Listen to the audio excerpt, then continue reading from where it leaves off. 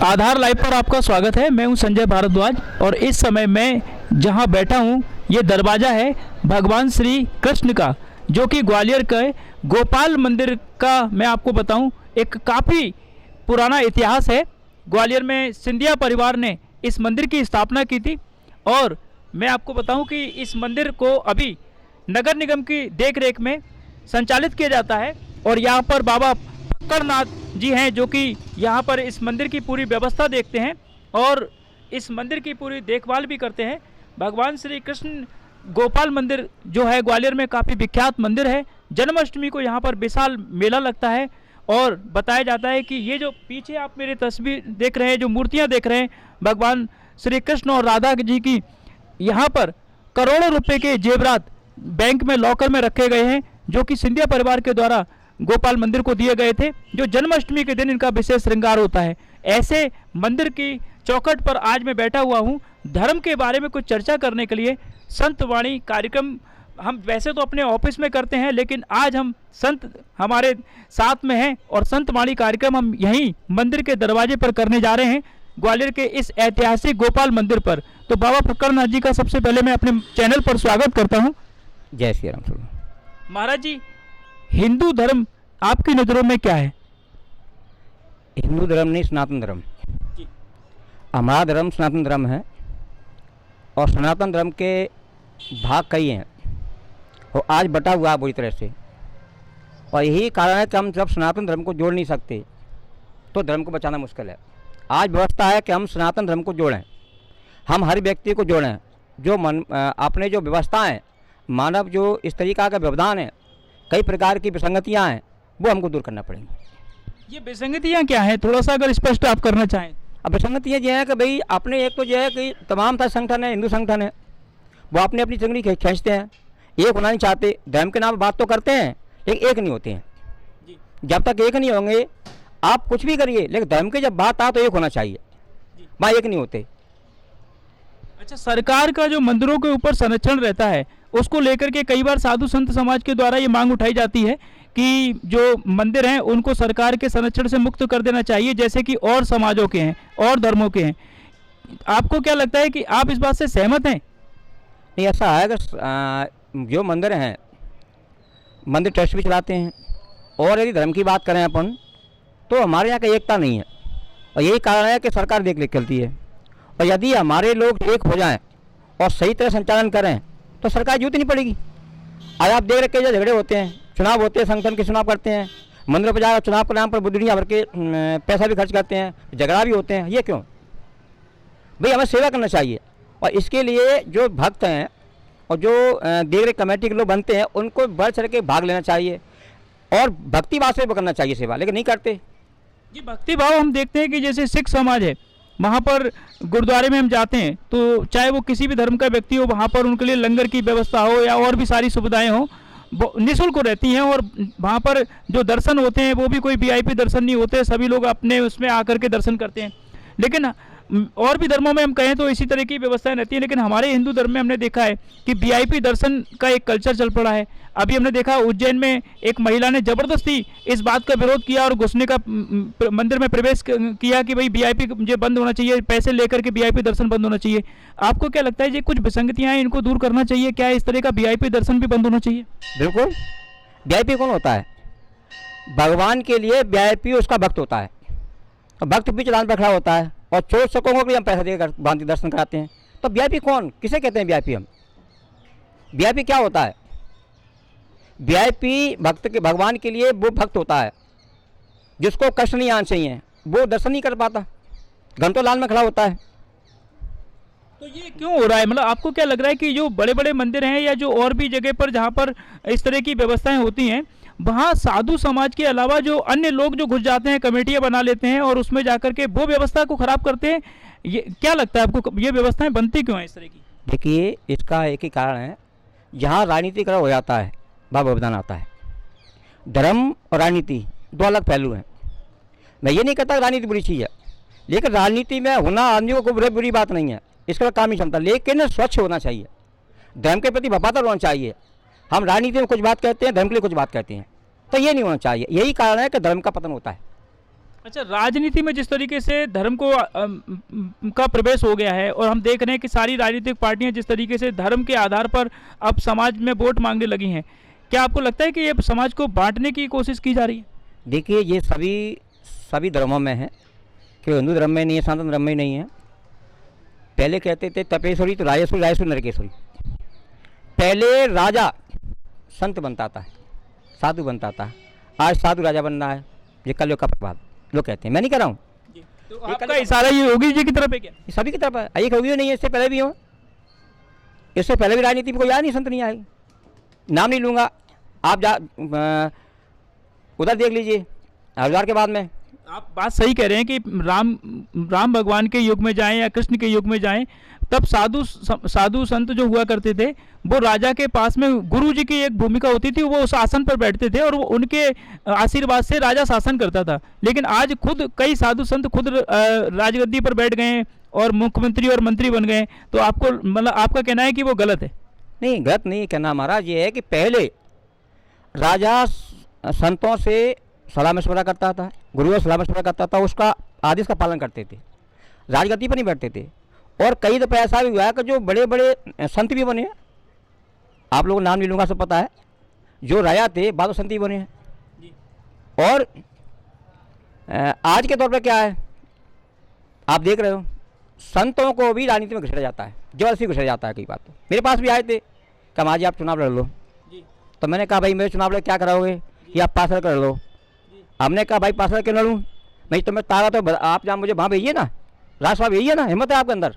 अच्छा, चुप होकर चले गए। तो मतलब आपके पास प्रस्ताव आया था चुनाव लड़ने का? आया तो, राजनीतिक पार्टी का नाम तो नहीं लूँगा, मैंने कहा राज्यसभा भेजिए आप मुझे, कि वहाँ कुछ कर पाऊँगा, यहाँ क्या करूँगा। अच्छा, तो राज्यसभा का टिकट मिलेगा तो जाएंगे? नहीं, स्वाभाविक का आप बनाइए भाई, वहाँ एक बड़ी सदन है। अच्छा। अपनी बात कहने का वहाँ अधिकार होता है। नहीं, लेकिन अभी आप बोल रहे थे कि साधु अब राजा बन रहा है, लेकिन और आप कहेंगे अगर टिकट मिलेगा तो मैं भी राज्यसभा में जाऊंगा। वो राजनीति नहीं है वहाँ क्या है, आप समझिए गौर से, राजा कौन हो गया, मुख्यमंत्री प्रधानमंत्री। वहाँ आप अपनी बात कहने का, सजेशन देने का अधिकार रखता है, पर राजा नहीं है कोई भी। राज्यसभा से राजा नहीं होता, राज्यसभा के सदस्य की बातों अच्छा बुरे का प्लान होता है। आप पर पकड़ बाबा जी, आप मुझे बताइए कि इस गोपाल मंदिर पर बैठ करके भी तो आप अपनी बात पहुंचा सकते हैं?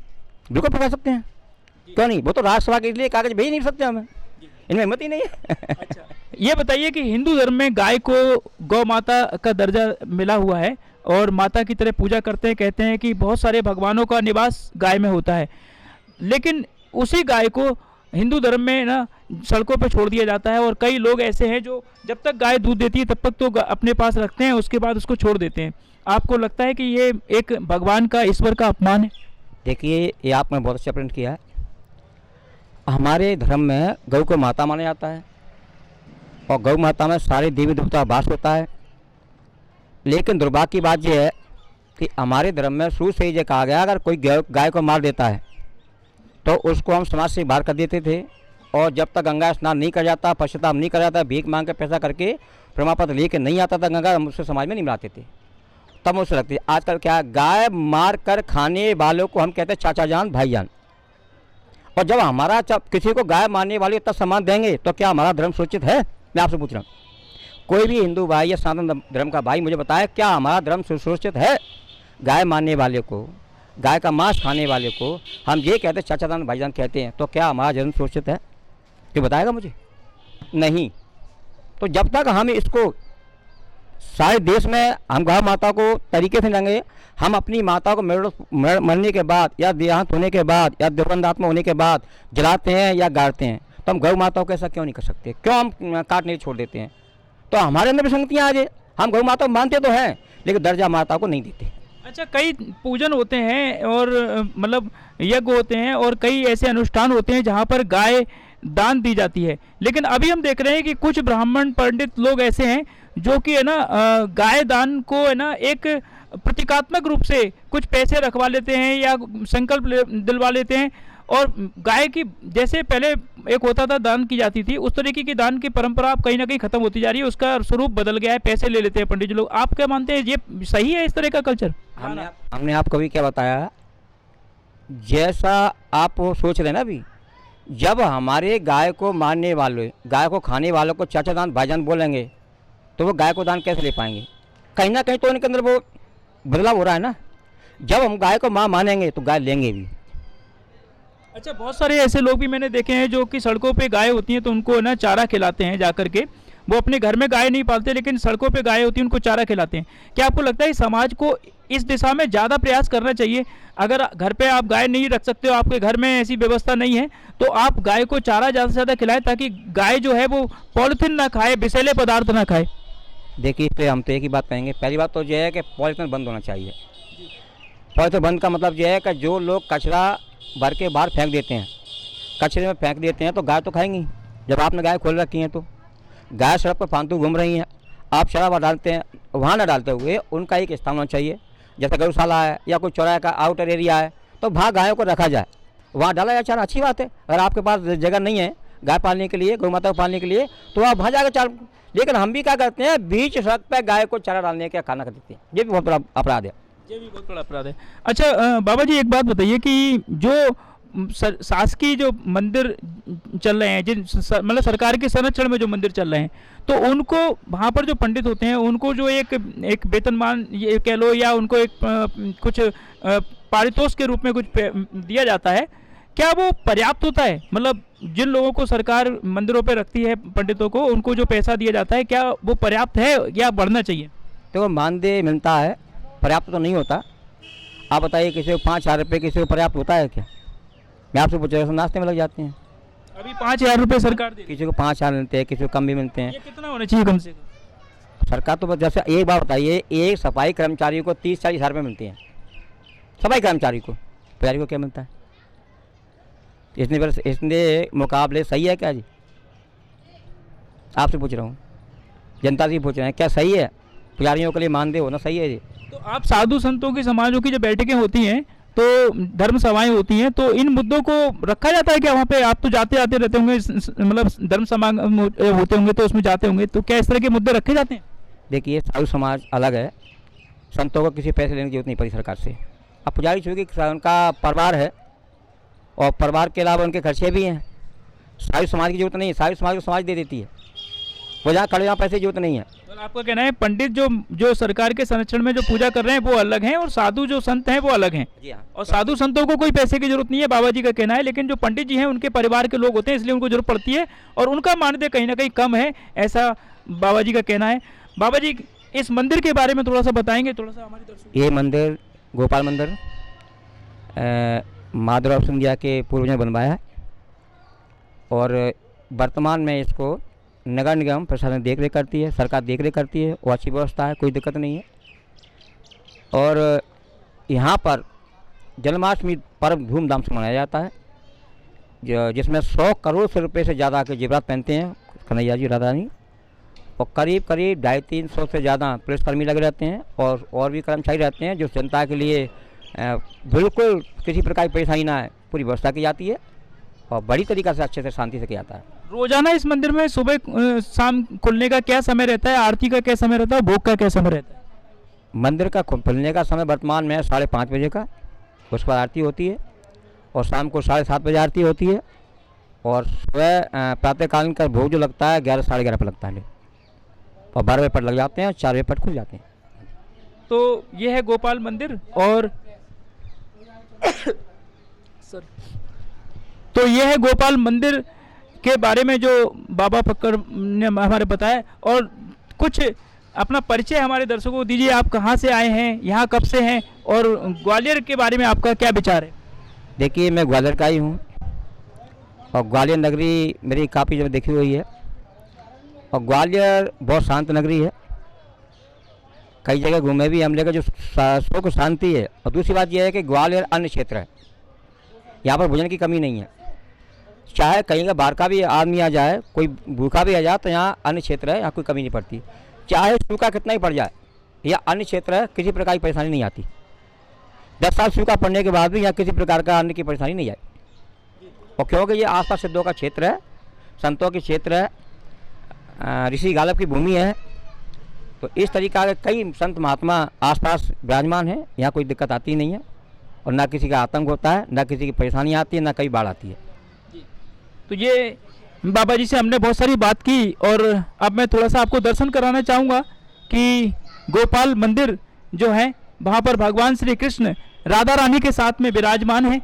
और यहाँ सुबह शाम भक्तों का तांता लगा रहता है, लोग आते जाते रहते हैं। अभी भी कुछ भक्त यहाँ पर आए हुए हैं और मैं आपको दिखाना चाहूँगा, बहुत ही मनमोहक मूर्ति है यहाँ भगवान की। और ये आप देख सकते हैं कि यहाँ पर पत्थर की चारों तरफ जो नक्काशी है, जो खंबे हैं, वो आप देख सकते हैं, ये पूरे पत्थर के हैं। और महाराज सिंधिया ने इस मंदिर को बनवाया था, काफ़ी पुराना मंदिर है। आप मेरे सामने देख सकते हैं। मैं चाहूँगा कि हमारे शेरू भाई जो है वो आपको जूम करके थोड़ा सा दिखाएं। भगवान श्री कृष्ण राधा रानी के साथ यहाँ गोपाल मंदिर में विराजमान है।